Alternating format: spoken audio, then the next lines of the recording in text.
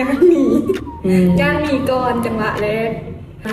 2-3 ชั่วโมงนี่ก็เริ่มขึ้นได้ละที่จริงแล้วแม่นเฮาผิดคันเฮาบ่ผิดเพิ่นบ่หายเฮาได้แม่นบ่ตามที่พิจารณาโดยประสบการณ์นั่นบ่แม่นบัดนี้ก็คิดแล้วตัวเองเพิ่นคิดเป็นน้องมากระทืบความเพิ่นเบิดบัดนี้เฮ็ดจังได๋ก็ต้องได้น้อมรับ และน้อมรับเนี่ยเฮาเฮ็ดจังได๋เฮามาขอโทษเพิ่นบ่หรือว่าเฮาเปลี่ยนแปลงนิสัยตัวเองเลยเฮาวิธีเฮาเฮ็ดจังได๋จังหวะแรกเลยตีเนียนก่อนตีเนียนแนวใดตีเนียนก่อนเฮ็ดคือบ่มีหยังเกิดขึ้น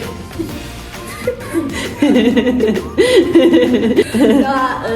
เขาก็ต้องเปลี่ยนแปลงตัวเองเพราะว่าสิ่งที่เพิ่นบอกมาทุกอย่างที่เพิ่นสอนเขาเป็นสิ่งที่ดีเบิดถึงแม้ว่าตอนที่นึงเขาจะบ่เข้าใจว่าเปลี่ยนต้องแบบนี้เปลี่ยนต้องเฮ็ดแบบนี้เปลี่ยนต้องตามเจ้าถ้าทันที่ค่อยเฮ็ดแบบนี้คนรู้สึกว่าค่อยบ่ได้ผิดแต่ที่จริงแล้วมันก็บ่ได้ถูกทั้งเบิดเพราะฉะนั้นเขาก็ต้องแบบคอยปรับเปลี่ยนถึงมันจะบ่ถูกใจเพิ่นในตอนแรกโดนๆไปเพิ่นก็ยอมรับเขาเองโอเคเป็นความคิดดีเพราะว่าขั้นเวลาใดที่เฮาแบบตอบด้วยอารมณ์หั่นนะแน่นอนมันบ่ค่อยมีเหตุผลหรอกเนาะแม่นถ้าใช้อารมณ์เลยมันจะเป็นอารมณ์พาไปซื่อๆมันจ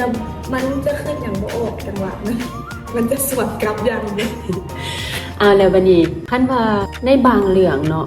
พ่อแม่อาจจะคิดบ่ทันสมมุติว่าเพิ่นผิดเฮาเฮ็ดจังได๋จะบ่เฮ็ดจังได๋เพิ่นก็ตีเนียนเรื่องเฮาเลย เฮาได้บอกเพิ่นบ่เฮามีวิธีอธิบายให้เพิ่นฟังบ่โดนเฮาจึงจะแง้มเฮาจึงจะแบบสวนกลับท่าจังหวะบ่แม่เขาต้องท่าจังหวะที่ดีจังหวะของเขา เป็นการอธิบายเพิ่นเข้าใจว่าเพิ่นก็ผิดคือกันเนาะอันนี้แม่นมุมมองของเฮาสิบ่เพิ่นก็บ่แม่นว่าเพิ่นคิดหรือถูกเฮาก็บ่แม่นว่าเฮาผิดหรือถูกเพียงแต่เฮายังบ่ได้ทำความเข้าใจกับมันว่าสิ่งนี้เป็นสิ่งที่ดีที่สุดบ่สำหรับเฮาหรือว่าสำหรับเพิ่นอันนี้ดีเพราะว่าบางเทื่อน่ะ